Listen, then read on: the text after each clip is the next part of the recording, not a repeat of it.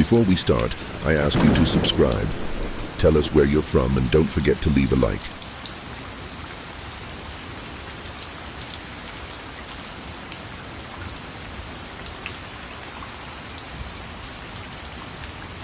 "15 years as a park ranger at Yellowstone had taught me to read the wilderness like an open book, but nothing in my experience could have prepared me for what I discovered that bitter December morning. The tracks appeared overnight, massive impressions in the fresh snow, each one nearly 3 feet long. As I followed their path with my flashlight, my breath creating ghostly clouds in the pre-dawn air, I noticed something that made my blood run cold. These weren't animal tracks. At least none I'd ever encountered in all my years of service. I radioed back to headquarters, trying to keep my voice steady as I reported the anomaly. Sarah, my colleague working dispatch, suggested it might be a hoax, maybe some tourists with fake feet attachments playing pranks. But I knew better. The depth of the impressions suggested whatever made them weighed at least a ton, and the stride length was impossibly long as I documented the scene and took measurements. I couldn't shake the feeling that something was fundamentally wrong about these tracks. Later that afternoon, when I returned with the forensics team, we made an unsettling discovery. The tracks had moved, not just continued. The entire trail had shifted direction, as if the original impressions had picked themselves up and repositioned during the few hours I was gone. The team looked at me like I was crazy when I tried to explain where the original path had been, but I knew what I'd seen. I had photos to prove it. That evening, as I sat in my cabin reviewing the day's findings, my radio crackled to life. A family of hikers had gone missing near the area where I'd found the tracks. They'd sent out a distress signal about an hour earlier, mentioning strange footprints in the snow before their communication abruptly cut off. My hands trembled as I gathered my gear. Something told me this was just the beginning. The search party assembled quickly, but the storm that had been threatening all day finally broke. Through the swirling snow, our flashlights revealed fresh tracks. The same massive impressions I'd documented earlier, now mixed with smaller human footprints. The family had clearly followed them, probably out of curiosity. But why did the tracks lead them so far off the marked trails? And more importantly, why did they continue? Even though the snow had just started falling, as we pressed deeper into the darkness, following both sets of prints, I noticed something that made my skin crawl. The human footprints showed signs of increasing distress, erratic patterns, stumbling marks, clear indicators of running. But the giant tracks remained perfectly steady, methodical, almost purposeful. It was then that I realized we weren't following tracks at all. The tracks were leading us somewhere, and whatever was creating them was still out there, waiting. The search for the missing family stretched into the early hours of the morning. But as dawn approached, we had to face a harsh reality. They were gone without a trace. The tracks we'd been following had led us in circles, eventually disappearing altogether, as if whatever made them had simply vanished into thin air. I couldn't shake the feeling that we'd been toyed with, led along like mice in a maze by something that was watching our every move. During the debriefing at headquarters, I learned that this wasn't the first time something like this had happened. Park records showed a pattern of disappearances dating back decades, all following the same mysterious circumstances. Giant tracks appearing out of nowhere, leading visitors astray. The incidents had been systematically buried, classified as routine missing persons cases, but there was nothing routine about what was happening in my park. That afternoon, I received an unexpected visitor. Joseph Two Bears, an elderly member of the local Shoshone tribe, had heard about the tracks and insisted on speaking with me. As we sat in my office, he shared a story that had been passed down through generations. His people called it the Wa-Ta-Hota, the Shadow Walker, according to legend.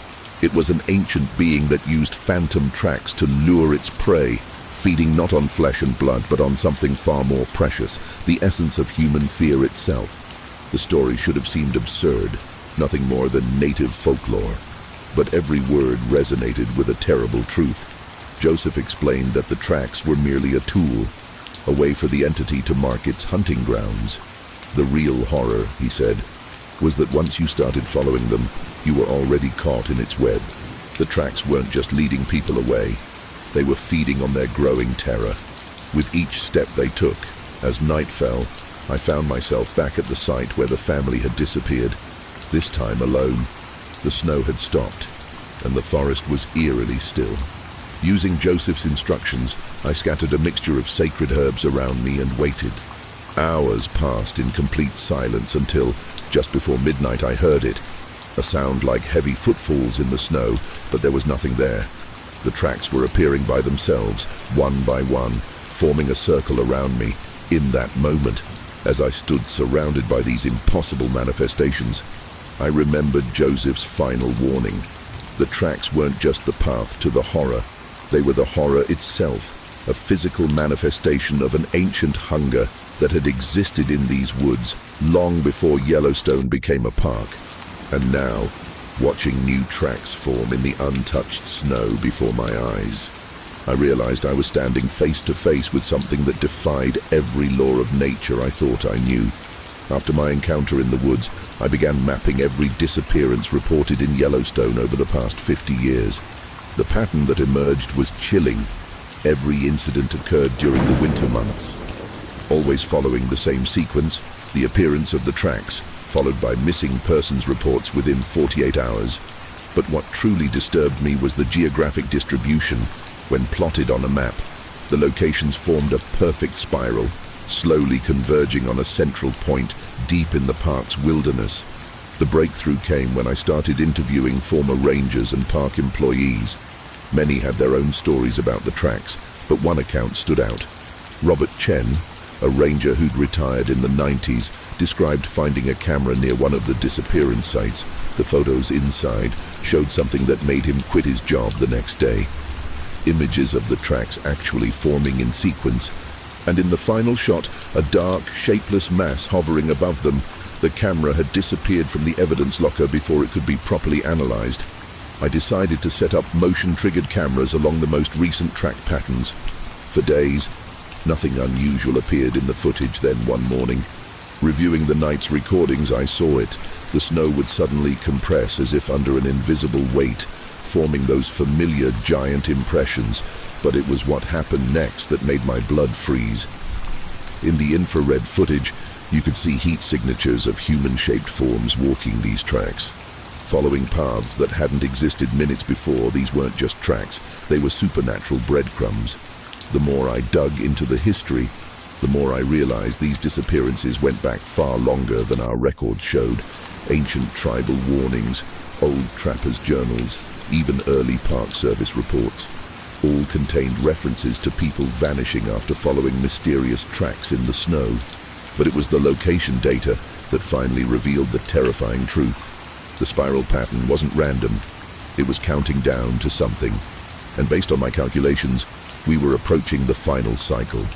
Working with Joseph Two Bears, we discovered that the spiral pattern matched ancient petroglyphs found in caves throughout the region. These carvings depicted a ritual performed every 100 years, where the Shadow Walker would collect a specific number of souls. The final collection point was always marked by a convergence of tracks, leading to what the tribes called the Hollow Place, a gateway between our world and wherever this entity came from. The latest disappearances weren't just random attacks, they were the final pieces of a centuries-old puzzle, and as I studied the pattern, I realized with horror that there was only one more collection needed to complete the spiral. The tracks weren't just hunting anymore, they were preparing for something much bigger. And according to the ancient warnings, once the spiral was complete, the Shadow Walker would no longer need to hunt in secret. It would be free to walk our world openly, bringing with it horrors beyond imagination. The discovery of the cave system changed everything.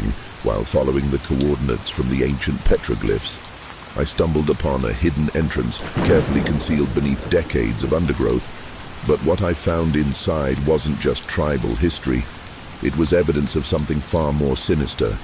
The walls were lined with modern equipment, abandoned and rusting, bearing the faded logos of a classified government project from the 1960s. Operation Footfall, digging through archives and calling in favors from old military contacts. I pieced together a disturbing narrative. The government hadn't just known about the entity. They'd tried to study it, to weaponize it.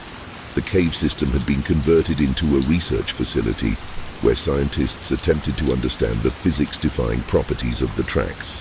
They believed they were dealing with a naturally occurring phenomenon, something that could be controlled and harnessed. They had no idea they were poking a sleeping giant among the deteriorating files and water-damaged reports. I found footage from the facility's final days. The researchers had attempted to create their own tracks using electromagnetic fields and advanced materials. For a while, it seemed to work.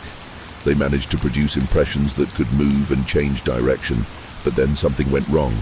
The artificial tracks began attracting the real ones like a beacon calling out to something in the darkness. The final video log showed the facility being evacuated as hundreds of tracks began appearing inside the cave system itself.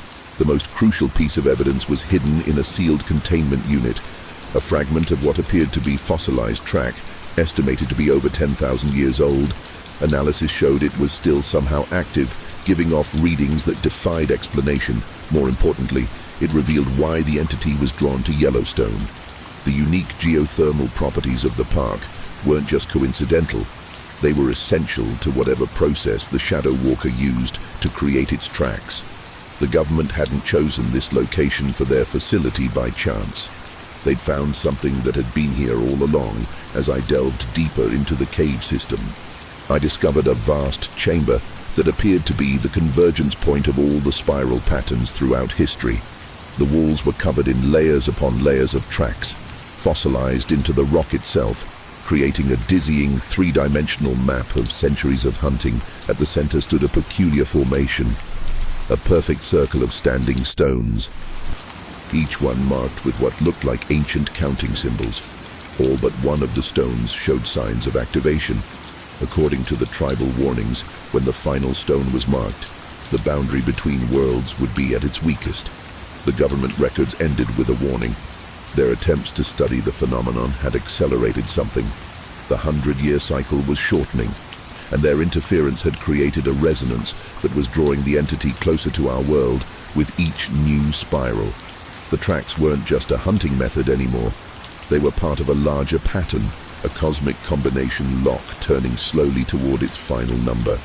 And according to every calculation I could make, we had less than 24 hours before the last piece fell into place.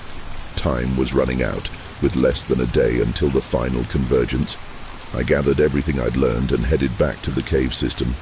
Joseph Two Bears had provided me with ancient protective symbols and a mixture of sacred herbs, while the government files had given me something else.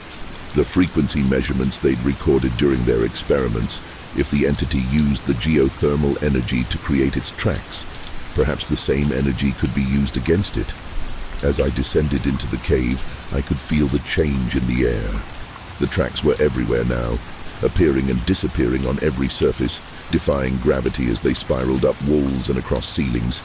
The fossilized patterns were beginning to pulse with an eerie blue light, and the temperature dropped dramatically with each step I took toward the central chamber. The boundary between worlds was already starting to blur.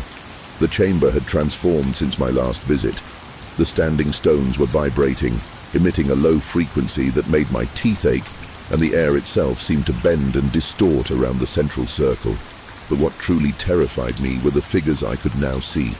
Transparent, ghost-like forms of every person who had disappeared, walking their final paths over and over again in an endless loop. They were trapped here, their fear and terror feeding whatever was about to emerge. That's when I saw it, the true form of the Shadow Walker. It wasn't a creature or a monster in any traditional sense.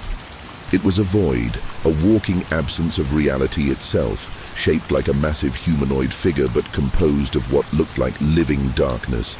As it moved, reality warped around it, and each step it took created those massive tracks I'd been following all along.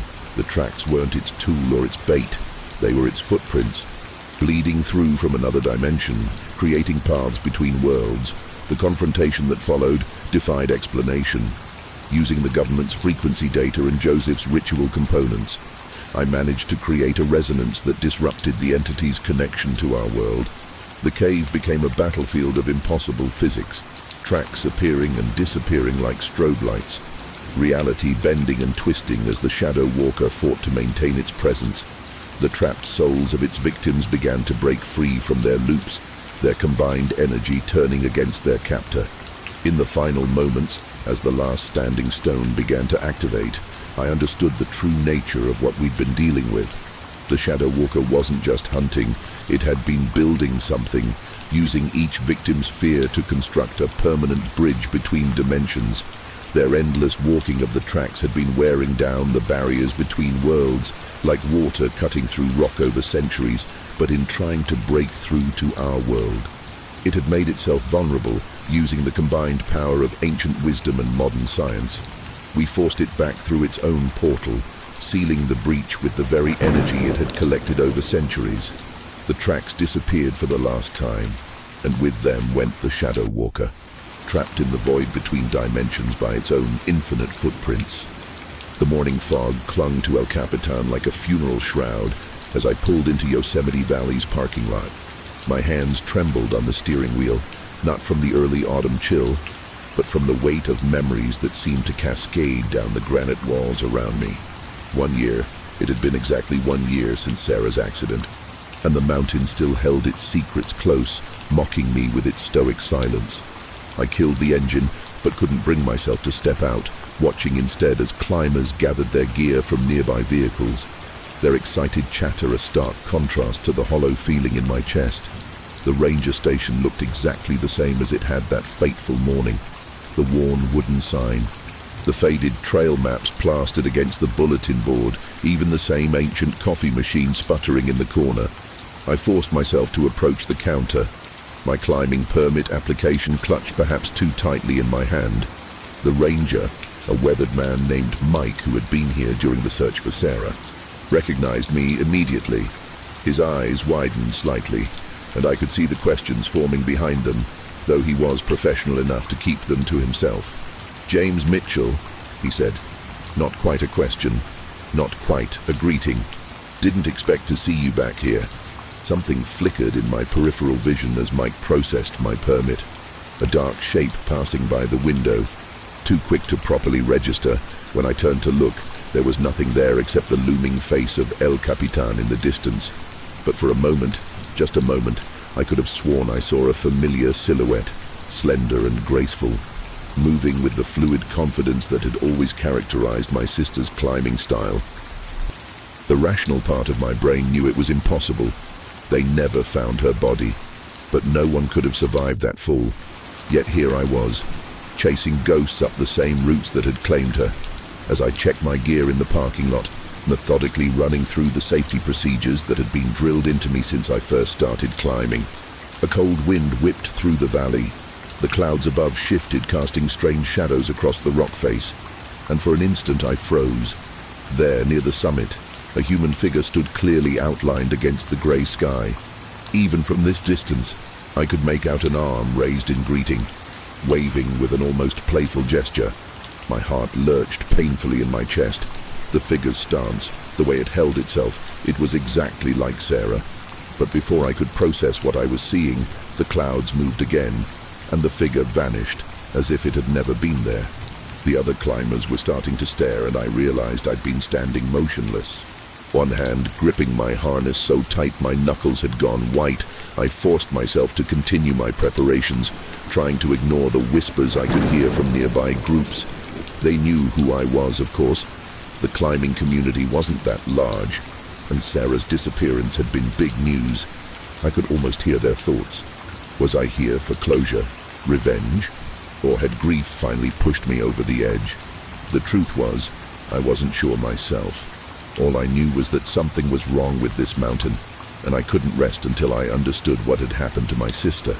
The sun was higher now, burning away the last wisps of morning fog, but the air remained unnaturally cold as I shouldered my pack and approached the base of the climb. Something made me look up one final time. The mountain seemed to loom larger than I remembered, its shadow stretching toward me like a grasping hand. And there, just for a second, I saw it again. Not one figure this time, but two, standing side by side at the summit. One was clearly Sarah, and the other was me, waving down at myself with that same cheerful gesture. By the time I blinked, they were gone. leaving me alone with the growing certainty that whatever waited for me up there, it wasn't the closure I'd been seeking. The first 1,000 feet of climbing felt like muscle memory, my hands finding holds as naturally as breathing. But everything changed when I reached the spot where Sarah had last been seen. The ledge was wide enough to rest comfortably, and I found myself unclipping to take a break. Though my logbook showed she had climbed straight through this section, the air felt different here, thicker somehow, with an electric charge that made the hair on my arms stand on end. As I took a swig from my water bottle, a distinct tapping sound came from above, like someone drumming their fingers on stone. When I looked up, the sun blinded me momentarily, but I could have sworn I saw a hand retreating over the edge. That's when I heard the voice, faint, carried on the wind but unmistakably Sarah's laugh. It came from everywhere and nowhere at once, echoing off the rock face in a way that defied physics. I pressed myself against the wall, heart thundering in my chest as a shadow passed over me. It wasn't a cloud or a bird. It moved with purpose. Like someone walking across the sun, the rational part of my mind started cataloging possible explanations, but none of them could account for what happened next. My chalk bag, securely fastened to my harness, suddenly swung outward as if pushed by an invisible hand, leaving a perfect white handprint on the rock beside me. The radio on my harness crackled to life, making me jump. Through the static, I heard another climber's voice. "Hey, you on the southwest face. You okay up there?" It was a woman's voice, concerned but professional. I keyed the radio with trembling fingers, identifying myself. The response came quickly. "I'm Lisa Chen. About 500 feet below you, I've been watching. There's something weird about your shadow." I looked down, expecting to see my shadow cast normally on the rock face. Instead, I saw two distinct shadows, one following my movements exactly, the other standing upright on the wall as if gravity didn't exist. Waving up at me, Lisa agreed to meet me at Camp 4 that evening. Around the climbers' campfire, she revealed she'd been on the mountain the day Sarah disappeared. "There's something I never told the rangers," she confessed, her face ghostly in the firelight. "Just before the accident, I saw two of her on the mountain, one climbing normally, the other standing horizontally on the rock face, beckoning to her. I convinced myself it was a trick of the light, but..." She pulled out her phone, showing me a photo that made my blood run cold. In the image, clearly dated from the day Sarah vanished, two identical silhouettes were visible on the cliff face. One was obviously my sister. The other was impossibly positioned, standing perpendicular to the wall. Other climbers began sharing stories as the night deepened. Tom, a grizzled veteran of El Capitan, spoke of climbing partners who reported seeing themselves at the summit, waving down, before disappearing forever. Maria, a geologist, mentioned unusual magnetic readings around the areas where people had vanished. But it was Ben, the youngest of the group, who provided the most chilling detail. "I was developing some pictures from my climb last week," he said, pulling up another photo on his phone. "Look at the shadow patterns." The image showed a series of shadows on the rock face, but they didn't match the positions of any visible climbers. Instead, they seemed to be walking across the vertical surface, gathering around certain points like predators circling prey. As the fire died down and climbers drifted off to their tents, Lisa pulled me aside with one final revelation. "There's an old journal in the ranger station archives," she whispered. "Written by one of the first park rangers back in 1916. He documented similar sightings. But there's more. He claimed to have found a cave high up on El Capitan, one that doesn't appear on any official maps. The entrance supposedly moves, appearing and disappearing like the shadows themselves." She hesitated, then added, "The last entry in his journal says he was going to investigate the cave. He was never seen again." I lay awake in my tent that night, listening to the wind howling through the valley, sounding almost like distant voices calling my name. Tomorrow, I would go higher than the point where Sarah vanished, searching not just for answers now, but for a cave that seemed to defy reality itself. Dawn barely touched the valley when I found myself in the cramped back room of the ranger station, surrounded by dusty archives that smelled of time and forgotten memories. The journal Lisa mentioned was exactly where she said it would be. A weathered, leather-bound volume, its pages yellow with age, tucked away in a box marked Historical Incidents, Classified. As I carefully turned the brittle pages, the handwriting of Ranger Robert McAllister, dated 1916, revealed horrors that made my hands shake. "The shadows here are wrong," he wrote. "They move against the sun, gathering like hungry wolves around the climbers. The native people called this place the mountain that hunts. And now I understand why." McAllister's entries grew increasingly frantic as they progressed, detailing incidents that mirror what's happening today. He described multiple cases of climbers seeing their own silhouettes beckoning from impossible positions, always before disappearing without a trace. But it was his documentation of local Native American legends that caught my attention most strongly. The Ahwahnechee people had specific warnings about El Capitan. They called it Tutakanula, and believed it housed an ancient entity that existed before time. This being, according to their shamans, fed on human essence by first stealing their shadows, then drawing them into a realm between worlds. A creaking floorboard made me jump, and I turned to find Mike, the ranger from yesterday, standing in the doorway. His face was grim. "Thought I'd find you here," he said, pulling up a chair. "There's something you need to see." He produced a file folder, inside which were dozens of photographs spanning nearly a century. Each showed the same phenomenon: climbers' shadows moving independently, figures standing sideways on the rock face, people waving from summits they never reached. But it was the last photo that stopped my heart. Dated the day before Sarah disappeared. It showed her talking to someone just outside the ranger station, someone whose shadow fell in the wrong direction, stretching toward the mountain instead of away from the sun. Further research in the archives revealed a pattern I hadn't expected. Every disappearance occurred during what the Ahwahnechee called the Hungry Moon, a period when the mountain's shadow aligned perfectly with certain rock formations, creating what their legends described as a doorway. According to their stories, those taken by the mountain weren't dead, but trapped in a place between shadow and light, their essence feeding the ancient thing that dwelled within El Capitan. The next hungry moon, I realized with growing dread, would begin tomorrow night. The afternoon found me interviewing Samuel White Eagle, an Ahwahnechee elder who agreed to meet me at the base of El Capitan. His eyes never left the mountain as he spoke. "Your sister isn't dead," he said without preamble, confirming my growing suspicions. "But reaching her won't be easy. The Shadow Eater, as our people call it, keeps its victims alive, feeding off their life force slowly, using their shadows to lure others. The cave your ranger found isn't just a cave, it's a gateway. But be warned, those who enter rarely return, and those who do are never the same." He pressed something into my hand, a small leather pouch containing what he described as sacred herbs meant to ward off shadow creatures. As sunset approached, I made my final preparations, spreading the contents of Samuel's pouch around my campsite as he had instructed.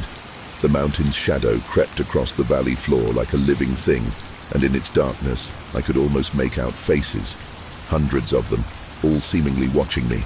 My satellite phone buzzed with an incoming text from Lisa. She'd found more information about McAllister's cave, according to his last entry. The entrance would appear at the exact spot where the mountain's shadow touched the rock face during the hungry moon. But his final words carried a warning that chilled me to the bone. The shadows aren't copies or reflections. They're what's left of the climbers after the entity takes them, and they're still conscious, still aware, forever reaching out to pull others into their eternal twilight. The hungry moon rose like a pale eye over El Capitan, casting an otherworldly glow across the granite face. I began my ascent under its watchful gaze, using the notations from McAllister's journal to guide me. The night air was unnaturally still. As if the mountain itself was holding its breath, my headlamp carved a lonely path through the darkness, but it was the shadows that demanded my attention. They moved like liquid across the rock, flowing against gravity, converging at a point about 1,000 feet up where McAllister's cave should appear. The herbs Samuel gave me were tied securely to my harness, their pungent aroma seemingly keeping the more aggressive shadows at bay. The first sign that I was approaching something extraordinary came when my radio died, followed by my GPS and phone. The metal carabiners on my harness began to vibrate softly, emitting a barely audible hum that seemed to resonate with the rock itself. Then I saw it, a vertical line of absolute darkness, about 8 feet tall, appearing exactly where the mountain's shadow met the rock face. As I watched, the line widened like an opening eye, revealing what looked like a tunnel extending impossibly through solid granite. The air around it rippled like heat waves off hot asphalt, and I could hear something that sounded disturbingly like distant whispers calling my name. Using every ounce of my technical expertise, I managed to secure myself near the entrance. The darkness within seemed to pulse with a life of its own, and as my eyes adjusted, I realized I could make out movement in its depths. Shadows flitted back and forth, some taking on vaguely human shapes before dissolving again. But it was what I saw on the tunnel walls that nearly made me lose my grip. Hundreds of shadows were frozen there, like photographs of people in various poses, all seeming to reach out toward the entrance. With growing horror, I recognized several missing climbers from the photographs in the ranger station archives, and there, near the back, was a shadow I'd know anywhere. Sarah, her hand eternally outstretched, her form a dark silhouette against the otherworldly surface. Taking a deep breath, I pulled out the special piton Samuel had given me. Forged from meteorite iron and blessed by tribal elders, he claimed it would help anchor me to our reality. I drove it into the rock beside the entrance and clipped in, the moment my rope touched the darkness within the tunnel. It turned black as if absorbing all light, fighting against every instinct, screaming at me to retreat. I pushed forward into the threshold.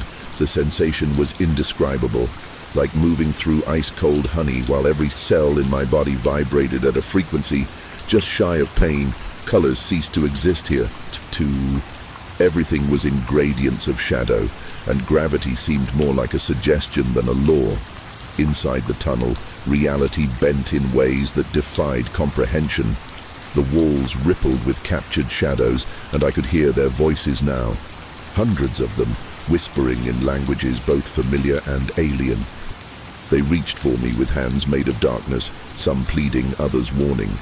I pressed forward, using my rope as a lifeline, though in this place direction had lost all meaning. Time distorted. Seconds stretched into hours, then snapped back like rubber bands. I saw things in the corners of my vision that my mind refused to process. Glimpses of a vast, ancient intelligence that made my consciousness recoil in terror.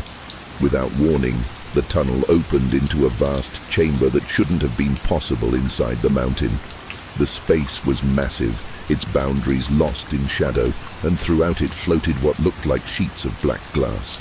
Each sheet contained a trapped climber, frozen in the moment they were captured, their shadows somehow more real than their physical forms.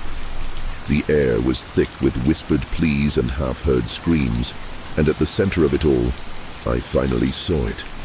The entity the Awanachi feared, it was a living darkness. A void in the shape of hunger, with countless tendrils of pure shadow extending to each trapped soul, feeding on their essence. And there, suspended in one of the dark sheets near its center, was Sarah.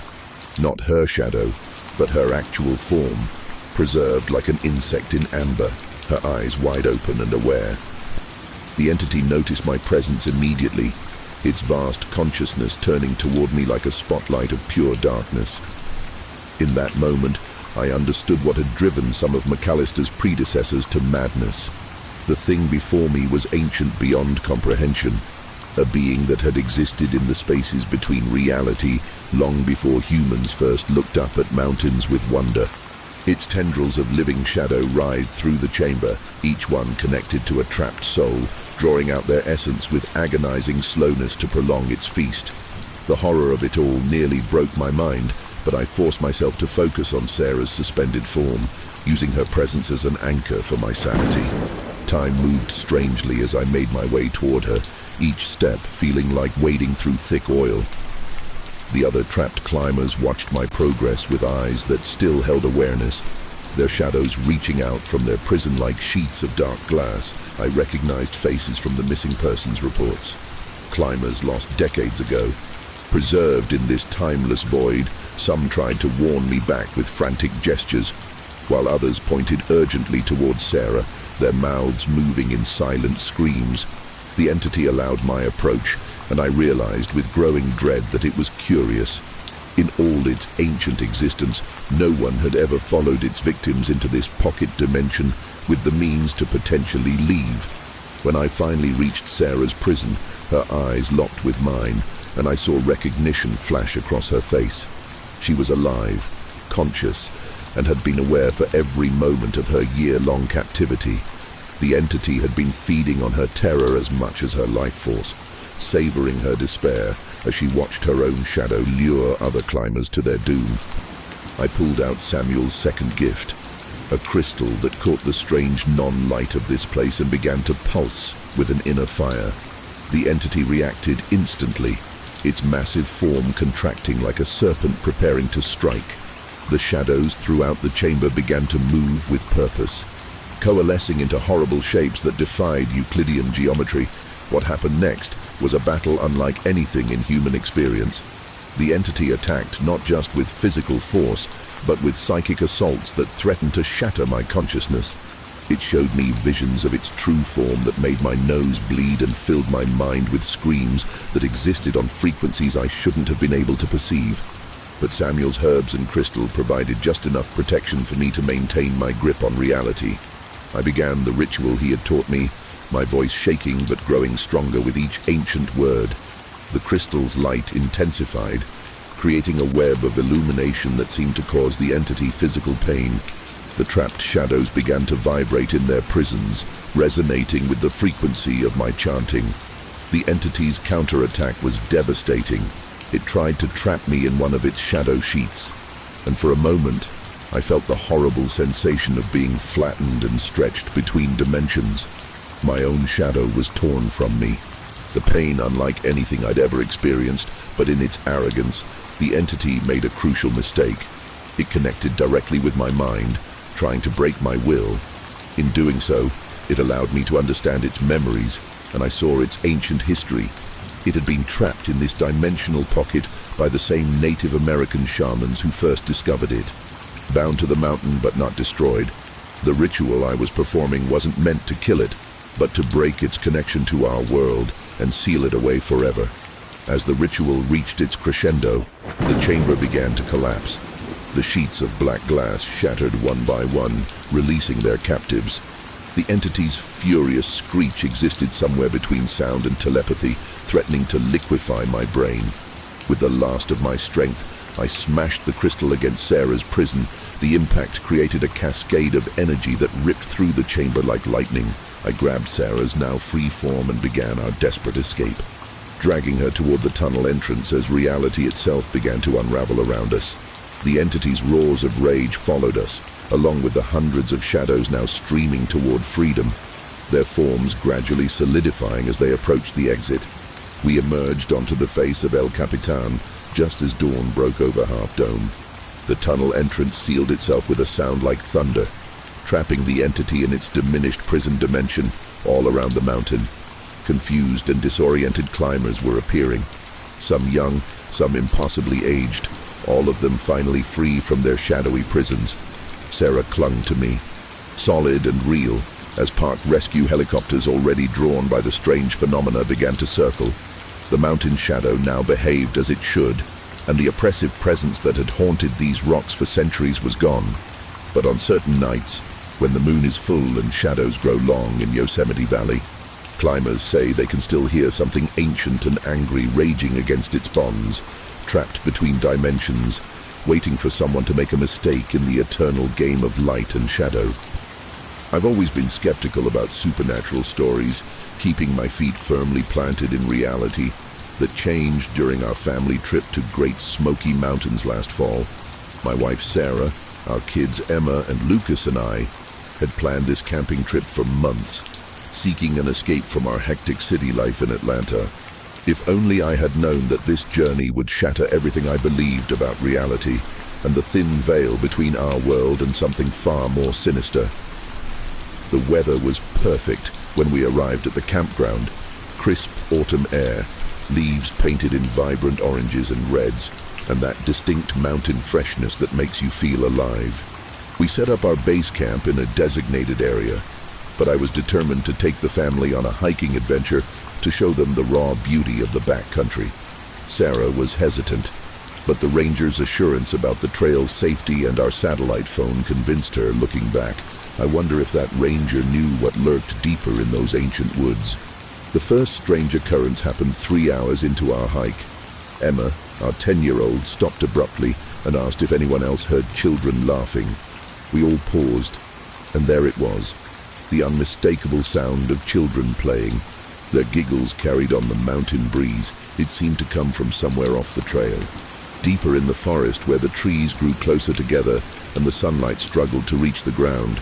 Lucas, our teenager, rolled his eyes and suggested it was probably just other hikers.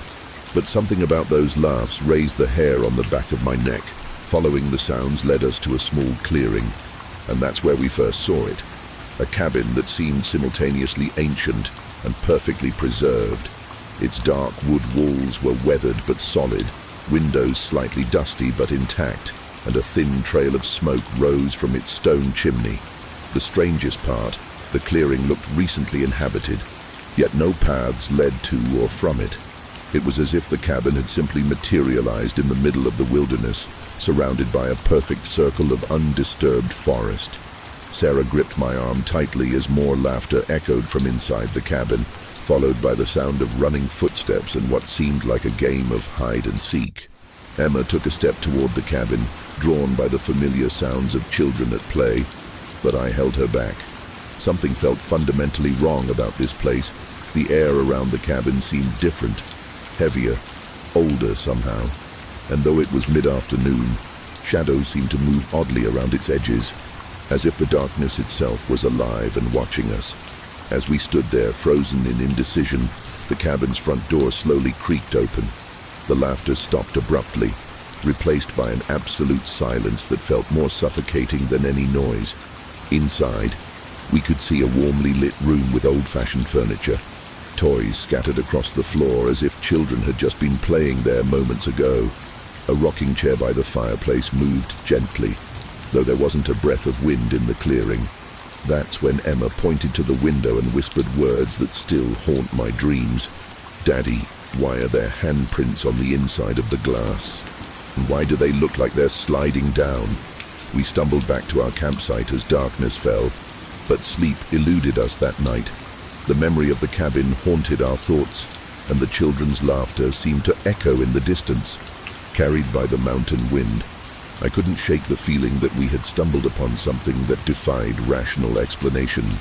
That's when Sarah remembered she had signal on her phone and began researching the history of Great Smoky Mountains, particularly any mentions of mysterious cabins or missing children. What Sarah discovered sent chills down our spines. According to local news archives from the 1950s, there had been a string of disappearances in the area, all children between the ages of 6 and 12. The cases were never solved, but several witnesses reported seeing a cabin that seemed to appear and disappear throughout the park. The most disturbing part, the descriptions matched exactly what we had seen, down to the stone chimney and weathered wood walls. My skepticism began to crumble as Sarah read account after account of similar encounters spanning 7 decades. The next morning, determined to find answers, we decided to visit the local historical society. The elderly curator, Mrs. Henderson, turned pale when we mentioned the cabin. She hesitated before leading us to a back room filled with old photographs and newspaper clippings. With trembling hands, she pulled out a yellowed photograph dated 1952. The image showed the exact same cabin we had encountered, but in a completely different location within the park. According to the caption, the photograph was taken just days before the first child disappeared. Mrs. Henderson shared a story that had been passed down through generations of park rangers and local families. According to legend, the cabin was originally home to a woman named Elizabeth Blackwood, who ran an unofficial orphanage in the 1950s. Children would mysteriously appear at her door, and she would take them in.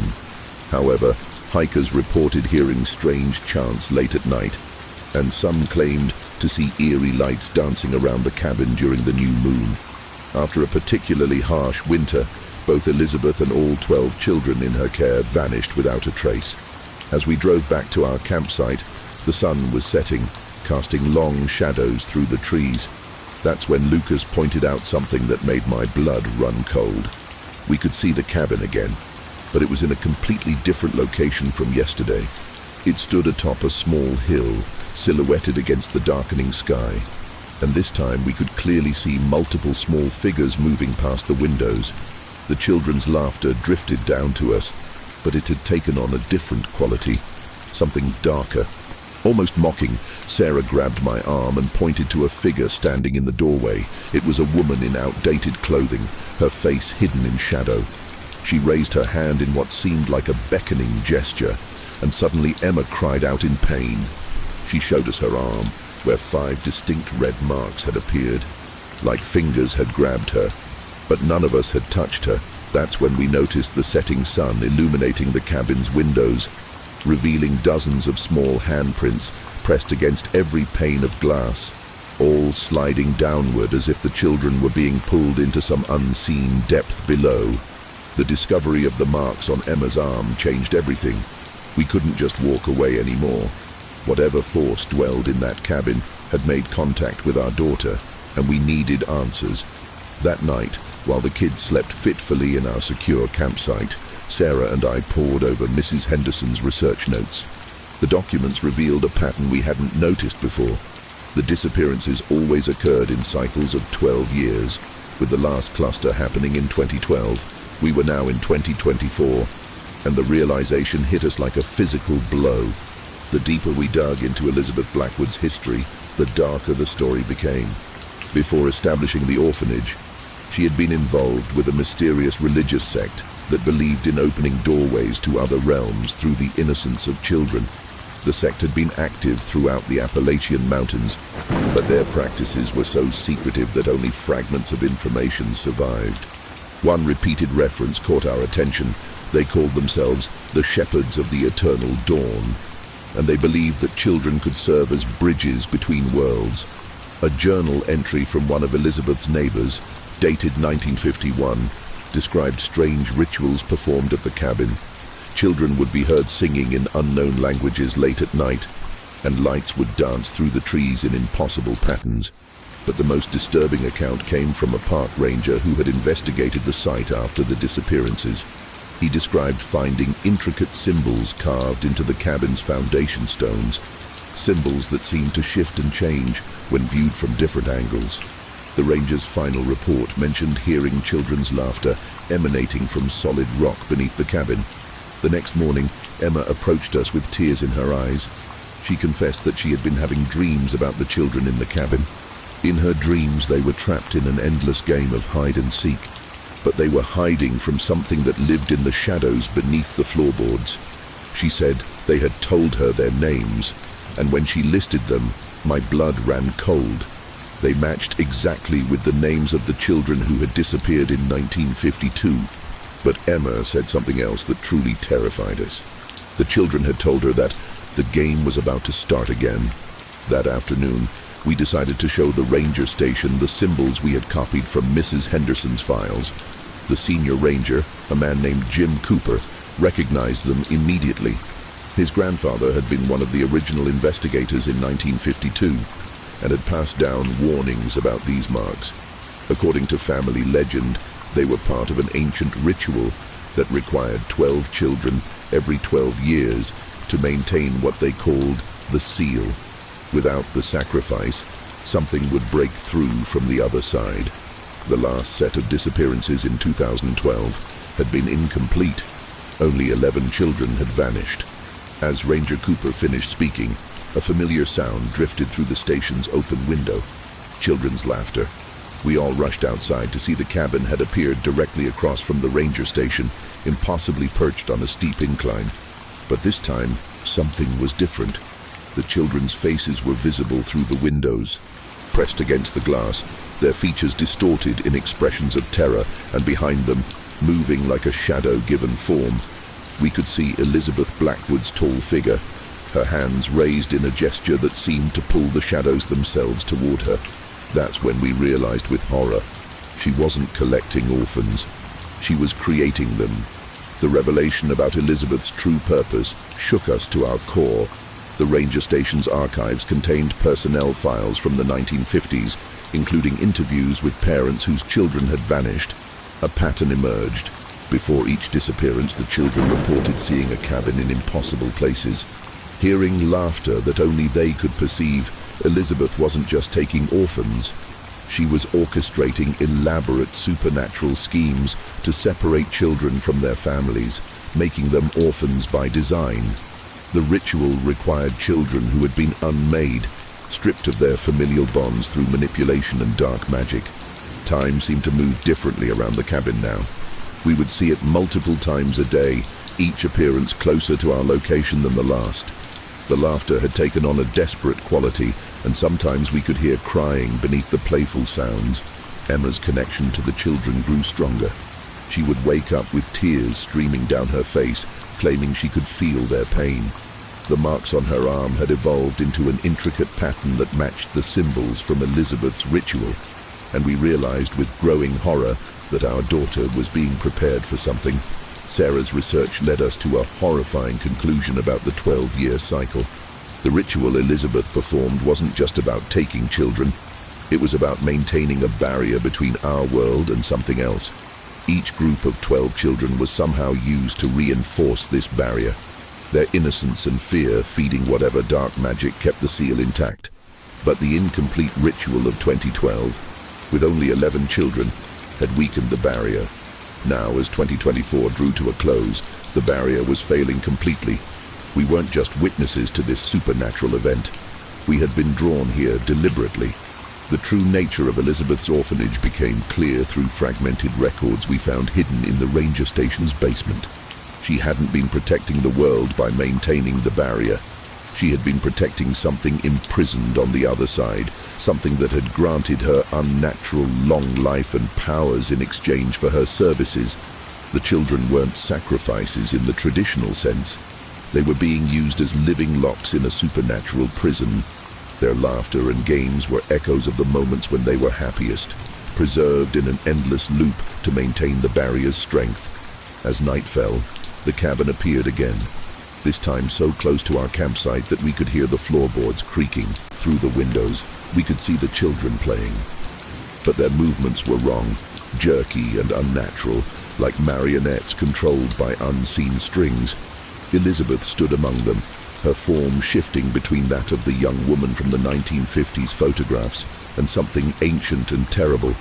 The children's faces pressed against the windows, their eyes pleading, and we could read their lips as they mouthed words over and over. "Help us, free us, end this." That's when Emma stepped forward, her arm glowing with the symbols, and we understood the horrible truth. The barrier needed 12 children to be complete. The 11 from 2012 were still trapped, their essence preserved by Elizabeth's dark magic. But the ritual remained unfinished. Emma had been chosen to be the 12th child, the final piece needed to repair the failing barrier. Elizabeth hadn't been appearing to us by chance.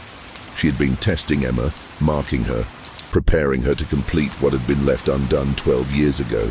And now, as the cabin's door slowly creaked open, we realized we had unknowingly delivered our daughter right into her hands. The moment the cabin door opened fully, time seemed to freeze. Elizabeth stood in the doorway, her form now a terrifying mixture of the young woman she had once been and something ancient and inhuman. Behind her, the 11 children from 2012 moved in perfect synchronization, their eyes glazed and movements puppet-like. The barrier between worlds was visible now, a shimming curtain of darkness that rippled through the cabin's interior like living shadow. Through that darkness, something massive and incomprehensible stirred. Pressing against the weakened boundary of our reality, Emma's marks burned brighter as Elizabeth reached out toward her, and the air itself seemed to vibrate with dark energy. But that's when Sarah pulled out the one thing that could change everything. Elizabeth's original journal, found buried deep in the Historical Society's archives. Written in her own hand, were the words that revealed her greatest weakness. The ritual required willing sacrifice. The children had to choose to join her game. That's why she spent so much time luring them, playing with them, making them trust her. Without consent, the barrier would not accept them as anchors. The 11 trapped children sensed our understanding, and something changed in their eyes. Their synchronized movements faltered. Years of captivity had not completely erased their true selves, and Elizabeth's control began to waver. The cabin trembled as the children's spirits fought against their supernatural bonds. Through the windows, we could see the barrier fluctuating wildly, the darkness beyond it writhing in anticipation. Elizabeth's form started to degrade, revealing more of the horror she had become in her centuries of unholy service. What happened next occurred so quickly it seemed like a blur. Emma, our brave, impossible daughter, raised her marked arm, not in submission but in defiance. The symbols she bore weren't just Elizabeth's marks of preparation. They were keys, imprinted on her through direct contact with the children's lingering humanity. Each mark began to glow with an intense light that seemed to pierce through the cabin's supernatural darkness. The trapped children's voices raised in a chorus that was neither laughter nor screams, but something in between. A sound of breaking chains and shattering bonds. Elizabeth lunged forward with inhuman speed. But she had made a crucial mistake. In her centuries of maintaining the barrier, she had forgotten one fundamental truth. A child's power doesn't come from their innocence alone, but from their capacity for both love and rebellion.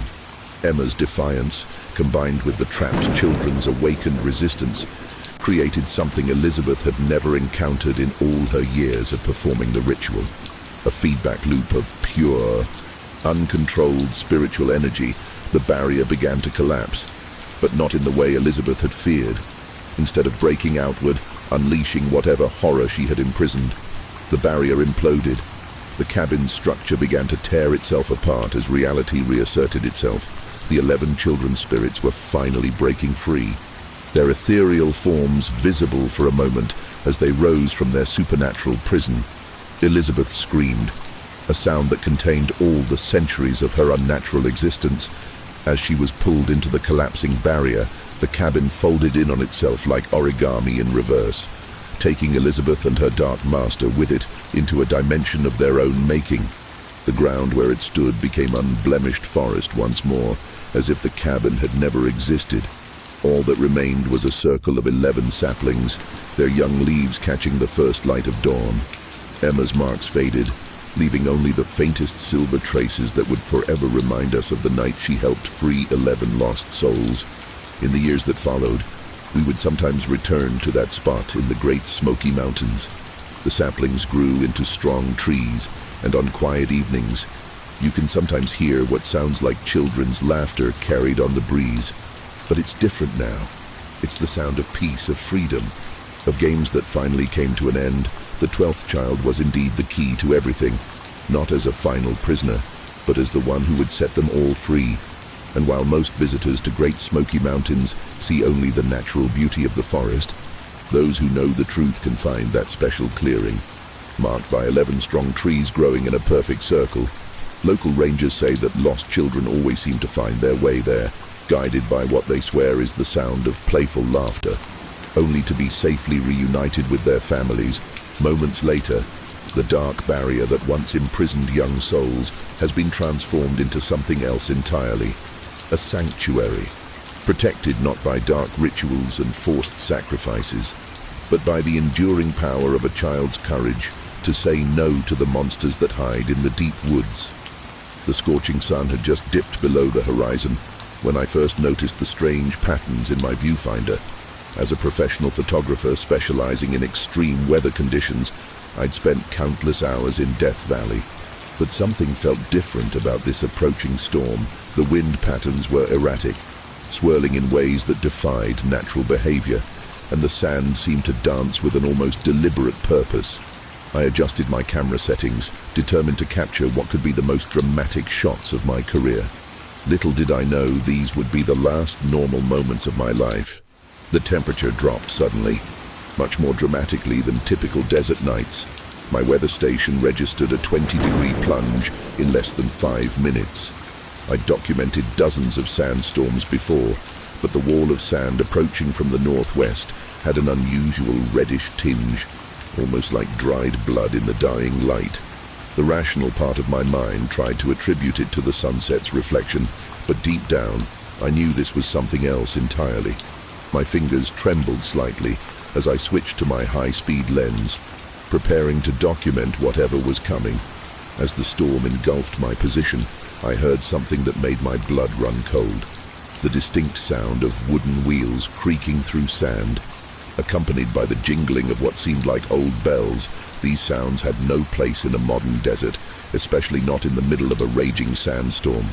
Through my camera's viewfinder, I caught glimpses of something impossible, the shadowy outline of what appeared to be an old wagon train, moving through the curtain of sand as if the storm itself was parting to make way for it.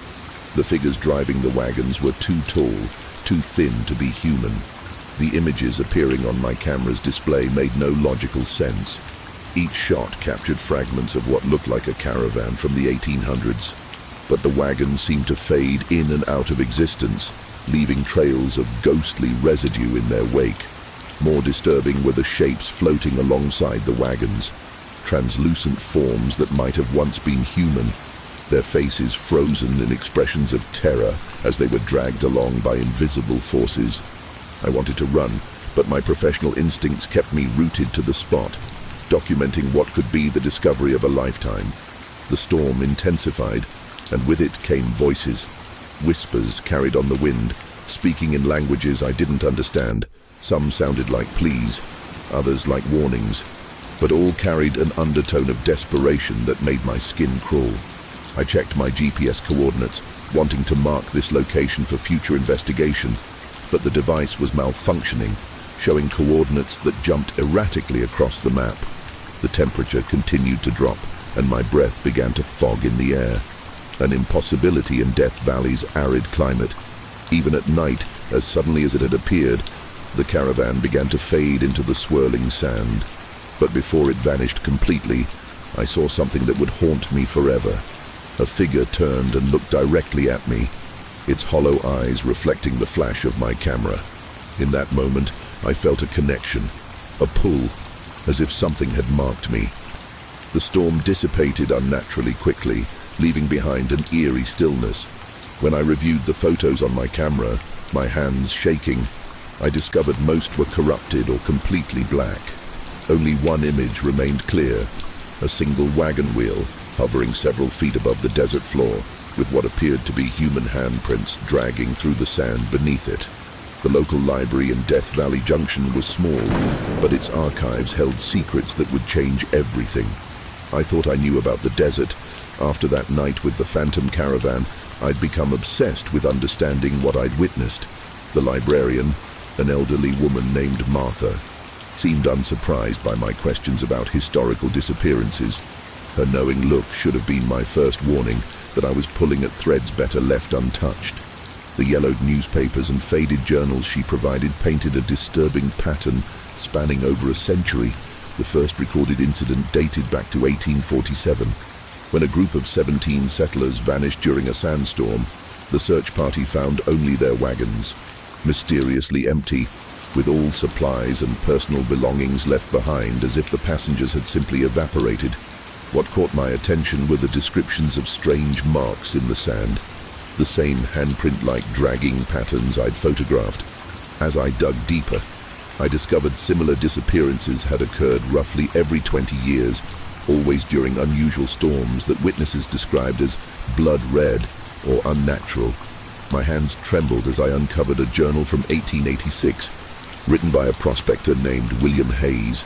He described seeing a ghostly caravan during a storm, much like what I'd photographed. But his account went further, claiming the apparition was connected to a massacre that occurred in 1847. The same year as the first disappearances, according to Hayes, a group of settlers had been led astray by a mysterious guide who promised to show them a shorter route through Death Valley. The entire party died, but their deaths were far from natural. The more recent records were equally disturbing. In 1967, a family of 4 vanished near the same coordinates where I'd seen the caravan. Their abandoned car was found with the doors open, engine running, and a camera on the passenger seat. When the film was developed, it showed images eerily similar to mine. Ghostly wagons and elongated figures in a red-tinted storm. The family was never found, but strange handprints were discovered dragged through the sand around their vehicle. The case file included a note from the investigating officer, claiming he heard phantom wagon wheels and bells during the search. Martha finally approached my table as the sun was setting, her face grave. She revealed that her own grandmother had been part of a search party in 1927. The old woman had returned from the desert changed, refusing to speak about what she'd seen. However, she left behind a detailed diary that Martha had kept hidden for decades. With shaking hands, she placed the leather-bound journal in front of me. The entries described something far more terrifying than simple disappearances. They suggested an ancient curse, a debt that the desert periodically collected in blood.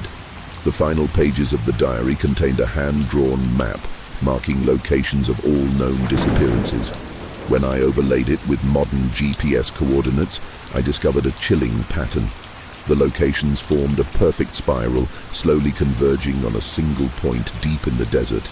More disturbing was the realization that based on the 20-year cycle, another incident was due this month. As I packed up my research, Martha grabbed my arm with surprising strength. "The storm is coming again," she whispered. "And now that you've seen them, they've seen you too." The weather forecast predicted another major sandstorm approaching Death Valley, and I knew this was my chance to document the phenomenon again. I'd spent weeks preparing, upgrading my equipment with infrared cameras and environmental sensors. The spiral pattern from Martha's map led to a remote location called Devil's Sink, a depression in the desert floor that local tribes had historically avoided. As I set up my equipment under the darkening sky, I couldn't shake the feeling that I was being watched by something ancient and patient. The storm arrived with unnatural speed just like before, but this time I was ready. My sensors immediately registered impossible readings, temperatures dropping to near freezing, electromagnetic disturbances that made my equipment malfunction, and sound frequencies well below the human hearing range. Through my camera's night vision display, I watched as the sand began to swirl in that same unnatural pattern, forming corridors of visible air within the storm. That's when I heard it again, the creaking of wooden wheels and the distant sound of bells. The caravan emerged from the tempest more clearly than before, and what I saw made me question my sanity. The wagons were deteriorating before my eyes, wood rotting and rebuilding itself in endless cycles. The phantoms pulling them were not human. They never had been. Their elongated limbs and hollow faces belonged to something that had merely borrowed human form, like a child wearing an ill-fitting costume. But most disturbing were the souls they dragged behind them, transparent figures of men, women, and children from different eras, all caught in an eternal procession of the damned. One of my cameras exploded in a shower of sparks, and the others began showing distorted footage. But before they failed, they captured something unprecedented, a clear image of what appeared to be a map or symbol carved into the side of the lead wagon. The marking was similar to petroglyphs I'd seen in the library's archaeological records, but with a sinister difference. This one seemed to writhe and change as I watched it, as if the carving itself was alive. I felt a compulsion to approach, to study it closer, even as every instinct screamed at me to run. As I stepped forward, the procession suddenly stopped. Every figure in the caravan turned toward me simultaneously, their hollow eyes fixing on my position. The temperature plummeted further, and I felt an overwhelming pressure in my head, like something was trying to communicate directly with my mind. Images flooded my consciousness, visions of an ancient ritual, a deal struck with something that lived in the depths of the desert, and the terrible price it demanded. I saw the true purpose of the caravan, and the knowledge nearly drove me mad. The entity leading the caravan raised what might have been an arm, pointing directly at me. In that moment, I felt a pull, the same sensation I'd experienced during our first encounter, but stronger now, almost irresistible. The sand beneath my feet began to shift. trying to drag me toward the wagon train. I fought against it, scrambling backward, abandoning my equipment. As I ran, I heard something that turned my blood to ice. My own voice, echoing from the direction of the caravan, calling my name in a tone that suggested it had all the time in the world to wait for me. The petroglyphs in the hidden cave system beneath Devil's Sink told a story that no historian had ever documented. After my narrow escape from the caravan, I'd spent days translating the ancient symbols with help from Dr. Sarah Chen, an archaeologist who specialized in Native American rock art. The story they told was beyond horrifying. A tale of desperate settlers who had made a terrible bargain with something that had existed in the desert long before humans walked the earth. The entity had promised them safe passage through Death Valley during a devastating drought. But the price it demanded was paid in souls, collected every 20 years through the Eternal Caravan. The translations revealed that the entity was known as the Collector by the indigenous peoples who had first encountered it. They had placed warnings throughout the desert, marking forbidden zones where the barrier between our world and its domain was thinnest. The settlers, either ignoring or not understanding these warnings, had walked right into its trap. The contract they signed was written in blood and bound not just their own souls, but those of anyone who witnessed the caravan and felt its pull. The spiral pattern of disappearances wasn't random. It was a ritual pattern, slowly opening a permanent doorway between worlds. Sarah's analysis of my photographs revealed something even more disturbing. The symbol I'd seen on the wagon wasn't just a marking, it was a key, part of an ancient ritual that could theoretically break the cycle, but attempting to stop the entity would be incredibly dangerous. The cave paintings showed failed attempts by tribal shamans to end the curse, each ending in the complete disappearance of entire villages. However, they also suggested that the entity's power was bound by specific rules, and that understanding these rules was crucial to confronting it. As we studied the cave walls, I noticed something that had escaped initial observation. A hidden chamber accessible only during certain astronomical alignments. When the light hit just right, it revealed additional petroglyphs that changed everything we thought we knew. The entity wasn't collecting souls merely for sustenance. It was building something. Each collection cycle added to a massive reservoir of energy, working towards some cataclysmic event. The spiral pattern was a countdown, and according to our calculations, it was nearly complete. The most chilling revelation came from comparing the dates of disappearances with astronomical events. The next collection was scheduled for a total solar eclipse, the first to pass directly over Death Valley in centuries. This alignment would amplify the entity's power exponentially, potentially allowing it to extend its reach beyond the desert. The caravan wasn't just collecting anymore. It was preparing for a harvest on a scale we could barely comprehend. Humanity had unknowingly been feeding something that was about to wake up. During our last night of research, Sarah discovered a final, hidden section of text that made her blood run cold. According to the ancient warnings, anyone who had been marked by the caravan, anyone who had felt its pull, was not just a potential victim, they were a potential key. The entity needed a willing sacrifice to complete its ritual, someone who had witnessed its power and still chose to approach. With growing horror, I realized why I'd been allowed to escape our last encounter. I wasn't just documenting the phenomenon anymore. I was being groomed as its final sacrifice. The eclipse was minutes away when I reached the center of the spiral. Sarah had begged me not to come, but we both knew I was the only one who could end this. The ancient texts had revealed a terrible truth. The entity could be bound again, but only by someone it had marked, and only at the cost of their own soul. I'd spent the last week preparing, learning the ritual that would turn its own power against it. The storm was already forming, larger than any I'd seen before, casting a blood-red pall across the desert as the sky darkened unnaturally. The caravan appeared with a sound like tearing reality, larger and more terrible than ever before. Dozens of wagons stretched into the distance, each pulling a chain of lost souls behind it. The entity leading them had abandoned any pretense of human form now, its true shape a writhing mass of angles that hurt to look at. I began the ritual, drawing the symbols I'd memorized from the cave walls into the sand. The entity watched, its hollow eyes showing something that might have been amusement. It thought I was surrendering myself to it, offering my soul to complete its collection. As the eclipse reached totality, the air itself seemed to crystallize.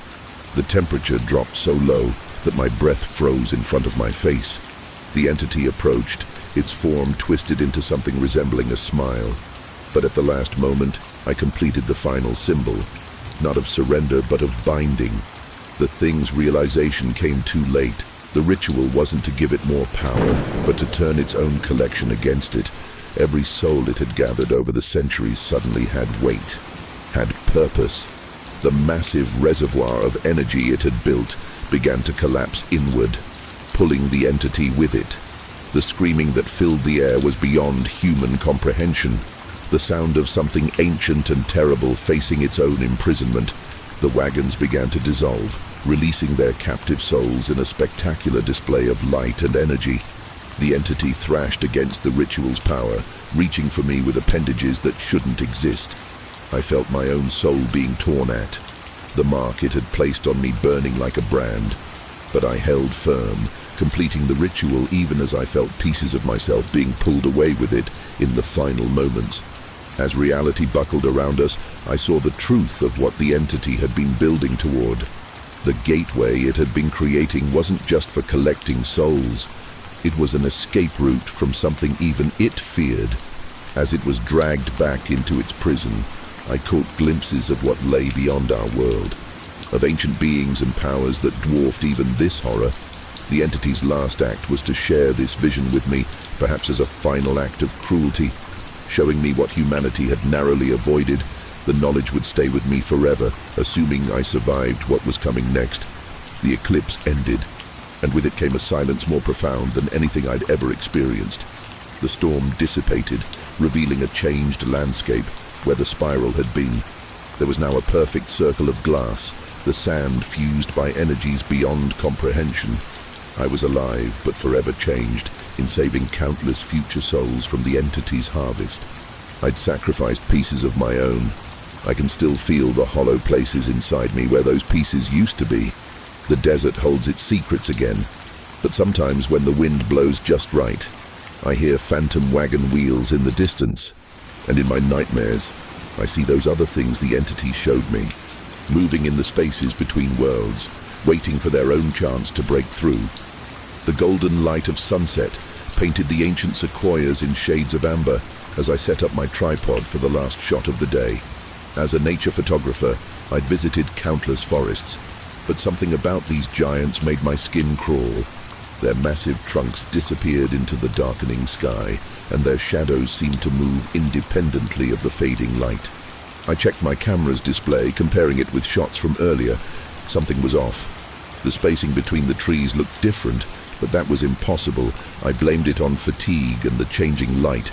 I'd been following the old growth trail since morning, marking my path with bright orange ribbons, a habit from years of solo hiking. The park ranger had warned about people getting lost, but I'd brushed off his concerns. These trails were well marked, and I had state-of-the-art GPS equipment. Still, his words echoed in my mind. The forest has a way of confusing even the most experienced hikers. At the time, I'd attributed his cryptic warning to the usual bureaucratic caution. Now, as darkness crept in, those words carried a weight I couldn't ignore. The temperature dropped rapidly as night approached. I'd planned to camp near the Giant's Grove, a clearing surrounded by some of the oldest trees in the forest. According to my map, it should have been just ahead, but the landmarks weren't matching up. I pulled out my phone to check the GPS, only to find the signal completely gone. Strange, considering it had been working perfectly all day. The device showed my last known location nearly a mile from where I thought I was. That couldn't be right. I'd been following the trail markers meticulously. A sharp crack echoed through the forest, like the sound of wood splitting under immense pressure. I spun around, camera ready, hoping to catch wildlife in action. Instead, my blood ran cold. The orange ribbon I'd tied just 20 minutes ago was gone. Not fallen, not torn. Simply gone, along with the tree I'd attached it to. In its place stood a different sequoia, its bark darker and more gnarled than I remembered. I blinked hard, convinced my eyes were playing tricks on me in the failing light. The wind picked up, bringing with it a sound that made my heart skip. Whispers, barely audible like dry leaves scraping against bark. But there was something else in that sound, something almost like words. I fumbled with my flashlight, hands trembling slightly as I swept the beam across the surrounding trees. The shadows seemed to retreat from the light, but not quite the way they should. They moved too slowly, too deliberately, as if they were conscious of being watched. My rational mind struggled to make sense of what was happening. The trail that had been clearly visible behind me now seemed to vanish into a wall of massive trunks. The trees appeared to be closer together than before, their positioning subtly but undeniably different from what I remembered photographing earlier. As darkness settled in completely, an overwhelming certainty gripped me. The forest I'd entered in the morning was not the same forest I stood in now, and somehow I knew the changes were only beginning. Sleep had been impossible that night. Every time I closed my eyes, the sounds of creaking wood and rustling leaves jolted me awake. When dawn finally broke, my worst fears were confirmed.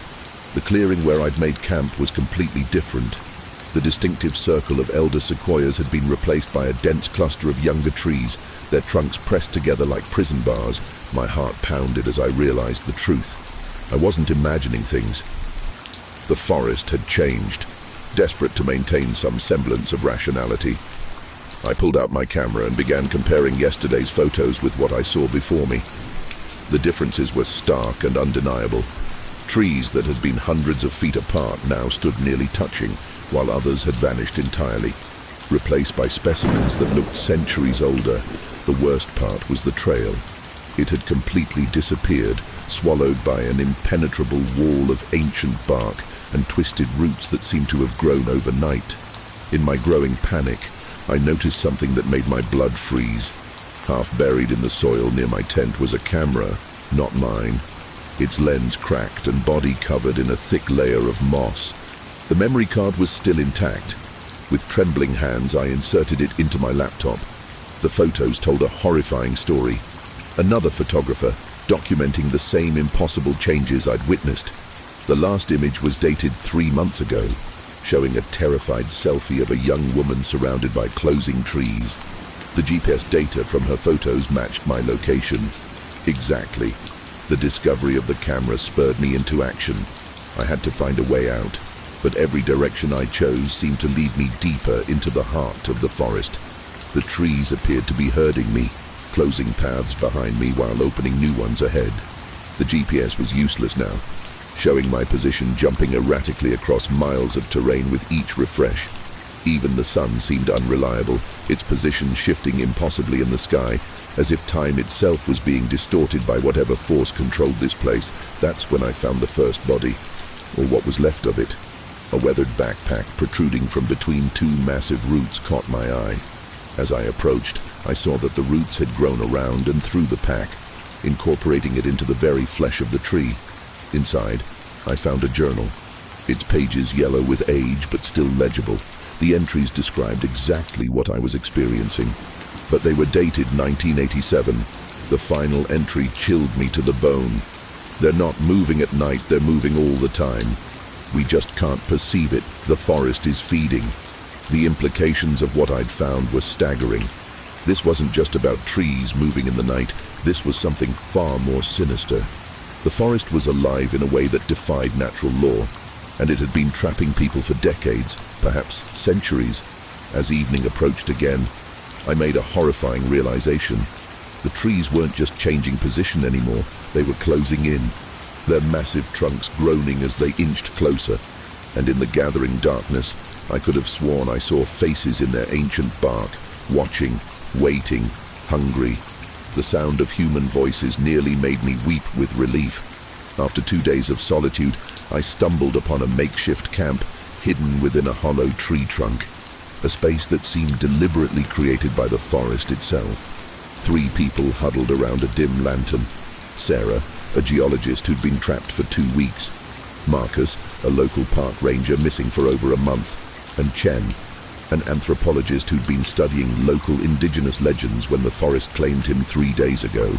Their stories confirmed my worst fears while adding new layers of horror. Marcus revealed that the forest's behavior had intensified recently, with disappearances increasing at an alarming rate.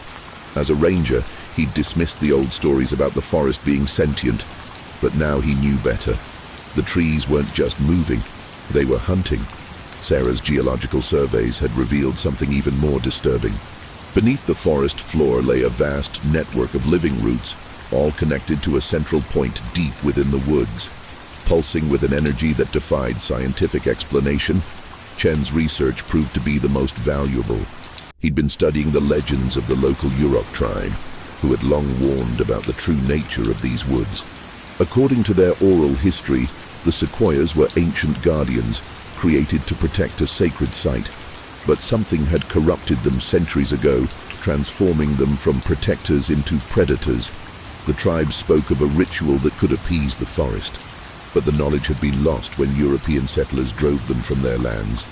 Now the forest's hunger grew unchecked, consuming any who ventured too deep into its domain. As we shared our discoveries, Sarah made a breakthrough. The patterns of disappearances Chen had documented coincided with her geological anomalies, all centered around an area the Yurok called the Heart of Shadows. If we could reach this place, we might find answers, or at least a way out. But Marcus warned that the forest seemed to actively prevent anyone from reaching that location. Those who tried either vanished completely or were found wandering, their minds shattered by what they'd witnessed. Our discussion was interrupted by a sound that made us all freeze. Singing, distant but clear, floating through the trees like a lullaby. It was hauntingly beautiful, yet profoundly wrong. As if the forest itself was trying to mimic human voices, Chen recognized it from his research. According to Yurok legend, this was how the forest lured its chosen victims deeper into its embrace. The singing grew louder, and with it came a compulsion to follow, to seek out its source. Marcus grabbed my arm, his eyes wide with terror. "Don't listen," he whispered. "That's how we lost the others." Just then, the hollow that had sheltered us began to change. The wood creaked and shifted, and what had been a protective space started to close in around us. We grabbed our essential supplies and fled into the darkness, the singing pursuing us like a predator's call. As we ran, I noticed something that filled me with dread. The trees weren't just moving now, they were transforming. Their bark rippled like liquid, and faces emerged from their surfaces, tortured visages of those who had come before us, their features frozen in eternal screams. We were beginning to understand the true horror of what awaited us if we failed to escape. Following Chen's translations of the Yurok markings we'd discovered, our group pushed deeper into the forest's heart. The trees seemed different here, older, twisted into impossible shapes that defied natural growth patterns. As we ventured further, we discovered ancient petroglyphs carved into the massive trunks, their surfaces unmarred by time. Chen's hands trembled as he traced the symbols, his voice barely a whisper as he translated the warning they contained. Here lies the boundary between worlds, where the Guardians fell to darkness. Sarah's equipment began registering unprecedented energy readings, the needles swinging wildly as we approached what appeared to be a circular clearing. But this was no natural formation. The sequoias here were arranged in a perfect circle, their branches intertwined above to create a cathedral-like dome. Marcus pointed out something chilling. The tree's bark was marred with countless sets of initials and dates. Some centuries old, these weren't ordinary carvings. They were the final marks of those who had been trapped here, spanning generations of lost souls. The truth began to crystallize as Chen decoded more of the ancient text. The sequoias weren't just trees that had become corrupted. They were prison bars. Centuries ago, the Yurok shamans had used the forest's natural power to imprison something ancient and malevolent, something that had emerged from deep within the earth. The trees were meant to be guardians, keeping the entity contained, but over time, its influence had corrupted them, turning the prison into a feeding ground. Each person trapped and consumed by the forest made the entity stronger, slowly eroding the ancient bonds that held it. A horrifying realization struck us as we pieced together the evidence. The forest's recent increased activity, the surge in disappearances. They weren't random.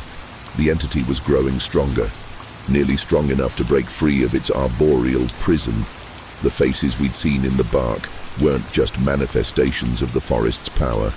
They were the preserved souls of its victims, their energy being used to fuel the entity's liberation. Our presence here wasn't an accident. We had been drawn here deliberately, chosen as the final sacrifices needed to complete its emergence. The ground beneath our feet began to pulse with an otherworldly rhythm, like a massive heart beating deep underground. Sarah's geological equipment exploded in a shower of sparks, and Marcus fell to his knees, clutching his head in agony. The ranger had spent too much time in these woods, and something was trying to take hold of his mind. Through gritted teeth, he confirmed what we all feared. He could hear it now, the voice of the entity, promising power and knowledge in exchange for surrender. The trees around us began to weep, a thick, dark sap that moved against gravity, crawling upward like living tendrils. Chen's translation of the final petroglyph revealed our impossible choice. The Yurok shamans had left behind a ritual that could reinforce the prison, but it required a sacrifice, a willing soul to take their place as a guardian, merging with the forest to maintain the barrier for another century. As Marcus's resistance began to fail, his skin taking on the texture of bark, we realized we had precious little time to decide. The entity was rising, and with it, the forest's true face was finally revealing itself. The night was coming, and with it would come a darkness older than time itself. Unless we could find the courage to make the ultimate sacrifice. Time seemed to bend as the entity's influence grew stronger. The forest writhed around us, trees twisting into impossible shapes, their branches reaching down like grasping hands. Marcus had fully succumbed now, his body halfway transformed into living wood, his eyes glowing with an ancient malevolence. Through him, the entity spoke, its voice a chorus of every soul it had consumed over the centuries. The truth it revealed was more terrifying than anything we could have imagined. We weren't just fighting for our lives, but for the very fabric of reality. Sarah's scientific mind finally broke as she witnessed the laws of physics crumbling around us. The entity wasn't just imprisoned in our world. The forest was a barrier preventing two realities from bleeding into each other. Through tears of blood, Marcus's possessed form showed us visions of what lay on the other side, a dimension of endless darkness, where the concepts of space and time had no meaning. The entity wasn't just trying to escape, it was trying to drag our world into its domain, using the absorbed souls as an anchor to bridge the gap between dimensions. Chen's desperate attempt to begin the binding ritual cost him dearly, as he chanted the ancient Yurok words. The forest responded violently, roots burst from the ground, wrapping around his legs, trying to silence him. The anthropologist fought through the pain, his voice growing stronger as the words of power took effect. But we could all see the price he was paying. Each syllable aged him years, the knowledge burning through his mortal form. He had known this would happen, had known since he first translated the warnings, but had kept this truth from us to ensure we would make it this far. The choice I had to make became crystal clear in that moment of chaos. Sarah was too far gone, her brilliant mind shattered by revelations no human was meant to comprehend. Marcus was lost to us, his body now a conduit for the entity's power. Chen was spending the last seconds of his life giving us this one chance, his sacrifice buying precious moments as the barrier between worlds grew thinner.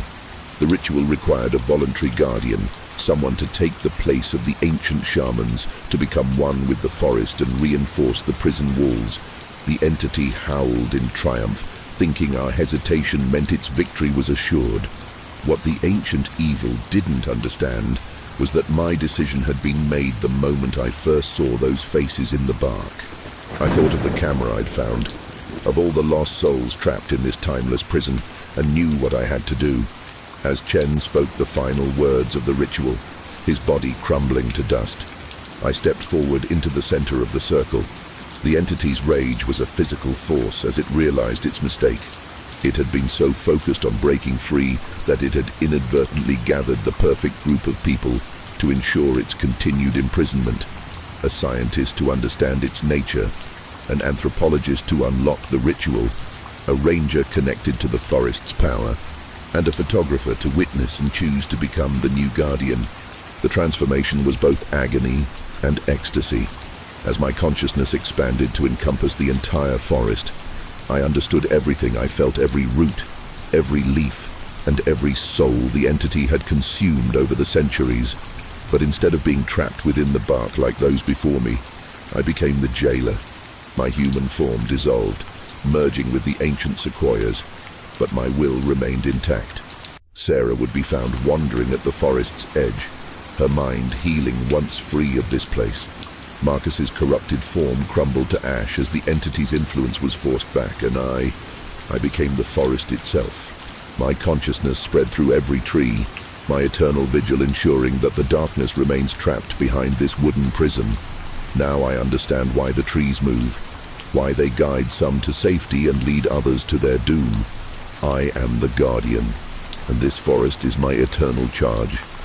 The entity rages in its prison, but it will never break free, not while I stand watch, not while I remain, forever walking between worlds in this grove of ancient sentinels. I never thought I'd find something worse than darkness in the depths of Olympic National Park. As the team's lead diver, I'd explored countless underwater caves and formations, but nothing prepared me for what we discovered that autumn morning. The water was unusually clear for late October, our lights cutting through the crystalline depths with unexpected clarity. That should have been our first warning. These lakes were never this clear. The research grant had brought our team here to study the effects of climate change on the park's aquatic ecosystems. Dr. Sarah Chen, our marine biologist, had insisted on this particular location after picking up bizarre sonar readings. Initially, we dismissed them as equipment malfunction, but as we descended past the 100-foot mark, I began to question everything I knew about this place. The first sign of something wrong was the temperature. It should have been near freezing at this depth, but the water felt almost warm. My dive computer started glitching around the same time we saw the first glimmer. Initially, I thought it was just our lights reflecting off something metallic, but as we pushed deeper, the glimmers transformed into distinct patterns. Sarah's voice crackled through our comm system, her usual scientific detachment cracking. "Thomas, are you seeing this?" Below us, emerging from the murky depths like a ghost city, stood an impossible sight. Buildings, actual structures, their windows still somehow intact and illuminated. The architecture was unlike anything I'd ever seen. A bizarre fusion of 1960s utilitarian design and something almost organic.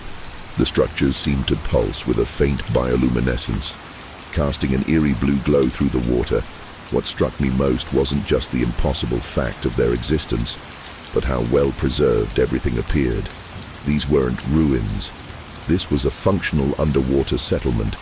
As we drew closer, I could make out street signs, doorways, and what appeared to be some sort of central plaza. That's when we saw the first movement. It was subtle. A shadow passing behind one of the illuminated windows, too deliberate to be a fish, too fluid to be debris. Sarah's breathing quickened over the comm, and I heard our junior diver Mike muttering something about heading back up. But we'd come too far to turn back now. Besides, our grant required documentation, and what we were seeing would revolutionize our understanding of the park's history. If only we'd known then what that history would cost us. The final straw came when we reached what appeared to be the main entrance to the largest structure. The metal doors, surprisingly free of rust or degradation, bore a familiar symbol, one I'd seen in classified documents during my time with the Navy. It was the insignia of Project Cerulean, a classified research initiative I'd always assumed was just a Cold War myth. As I reached out to touch the symbol, the doors creaked open on their own, releasing a stream of bubbles and something else, a sound that shouldn't have been possible underwater. Music, playing from somewhere deep within the structure. The discovery of Project Cerulean's insignia changed everything. After our initial dive, we set up base camp near the lake's edge. coordinating with park authorities while keeping the true nature of our finding under wraps. Sarah's connections at the University of Washington proved invaluable. Within hours, she'd accessed archived documents that should have remained classified until 2065. What we found in those files made my blood run cold.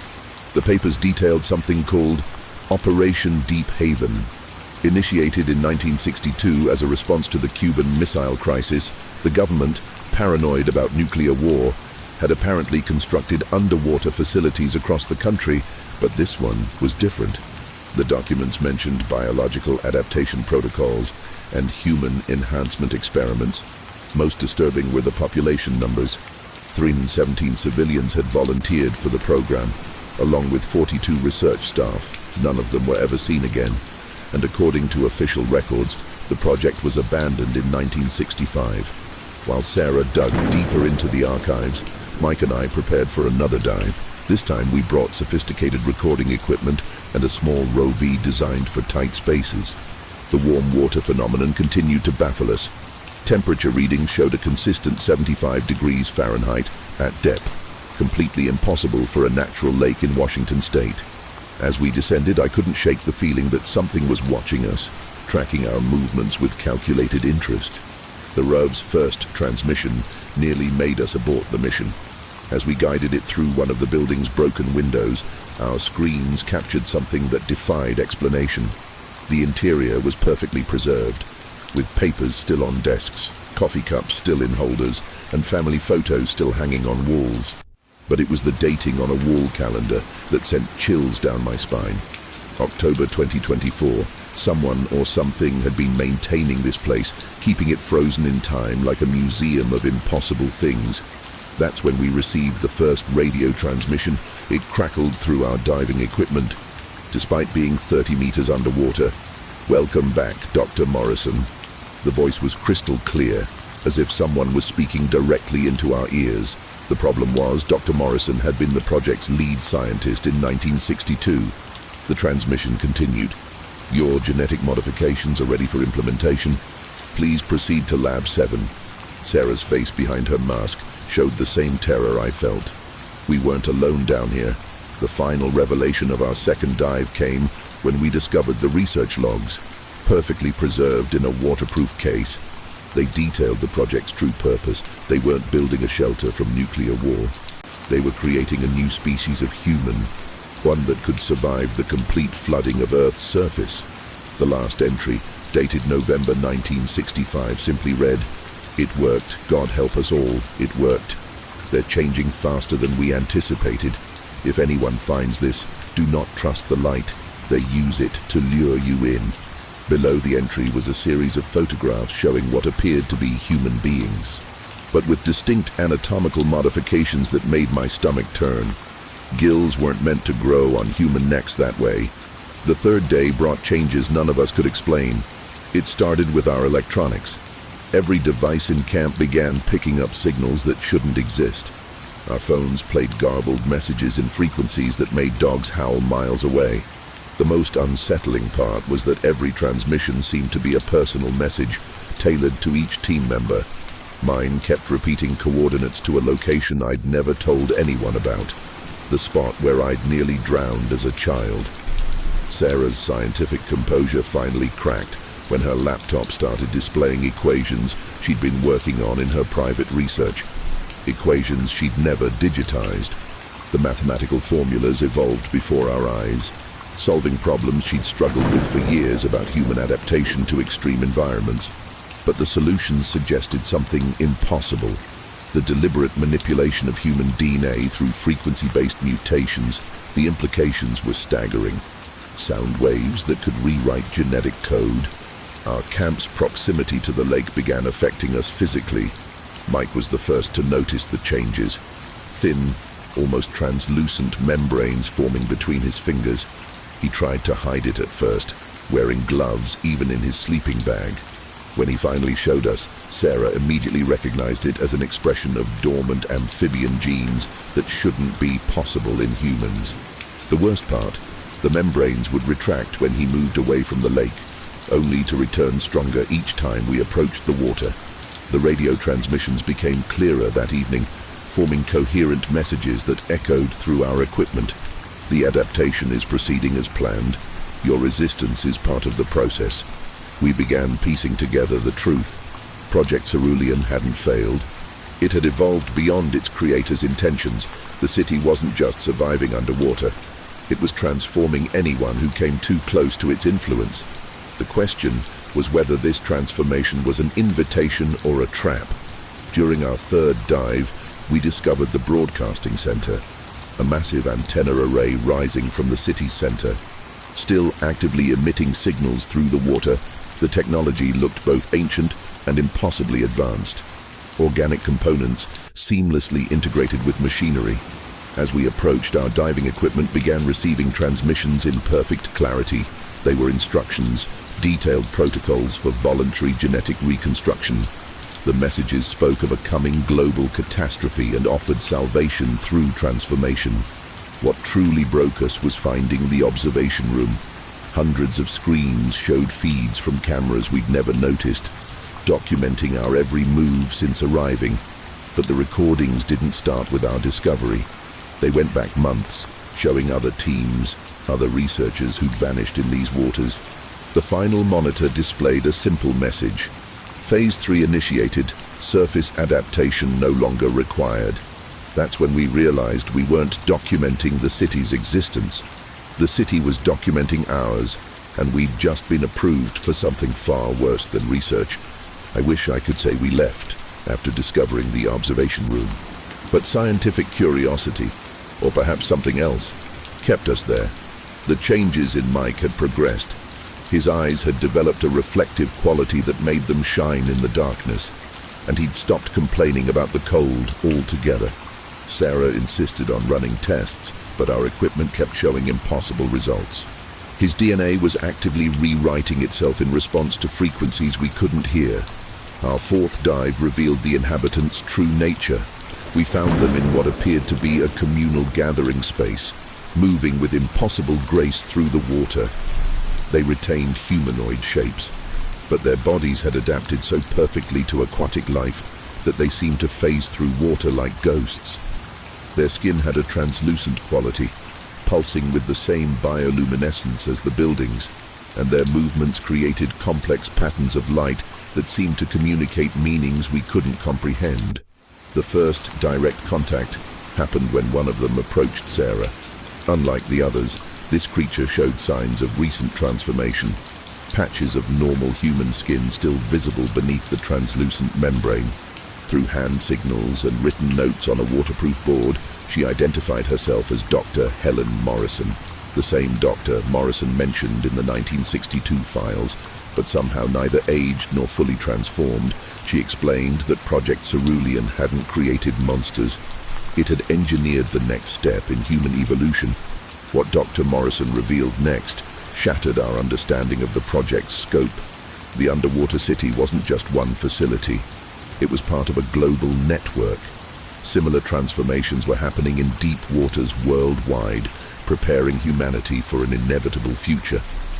The rising sea levels weren't just a climate crisis. They were an opportunity. The project had predicted these changes decades ago and had been quietly preparing, selecting and transforming those they deemed worthy of carrying humanity's torch into an aquatic future. As we explored further, we found the nursery. Hundreds of chambers lined the walls, each containing what appeared to be human embryos in various stages of transformation. But these weren't victims, they were volunteers. Modern date stamps showed that people were still finding their way here, choosing to join what they saw as humanity's best hope for survival. The creatures tending to these chambers moved with purpose, adjusting controls and monitoring vital signs with an efficiency that spoke of decades of experience. The most terrifying revelation came when Dr. Morrison showed us the long-term projection room.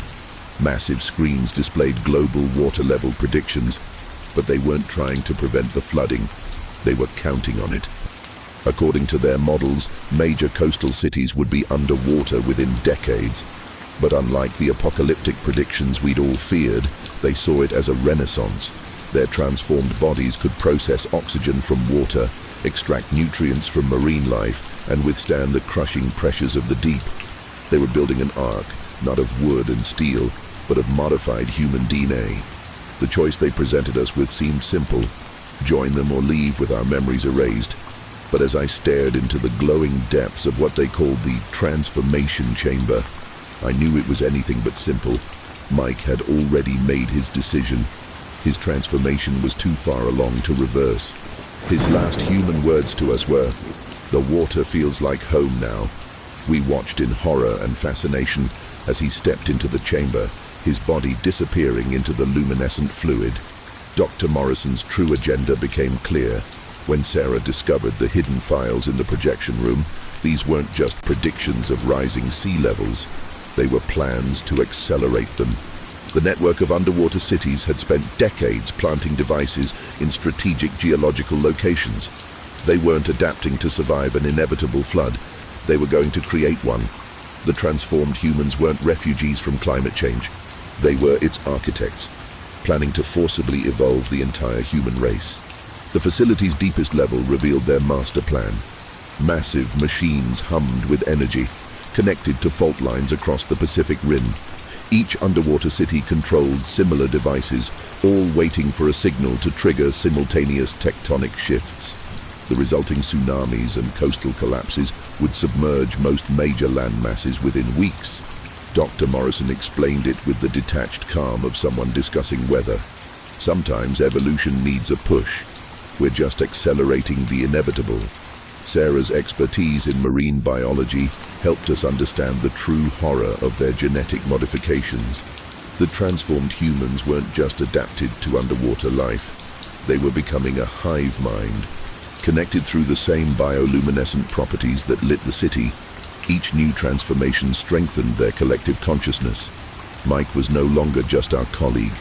He had become part of their shared intelligence. The light patterns we'd observed were their thoughts made visible, a language of consciousness beyond individual identity. As we made our desperate escape attempt, the city itself seemed to come alive, trying to prevent our departure. The lights pulsed with increasing intensity, and we could feel the pull of their collective will trying to draw us back. The transformed humans didn't chase us. They didn't need to. Their influence reached through the water itself, calling to the dormant genes they'd already activated in our bodies through their frequencies. Sarah's nose had started bleeding, and I could feel the burning sensation in my lungs that signaled the beginning of the change. We broke the surface with their final message echoing in our minds: "You can't stop evolution." They were right. We couldn't.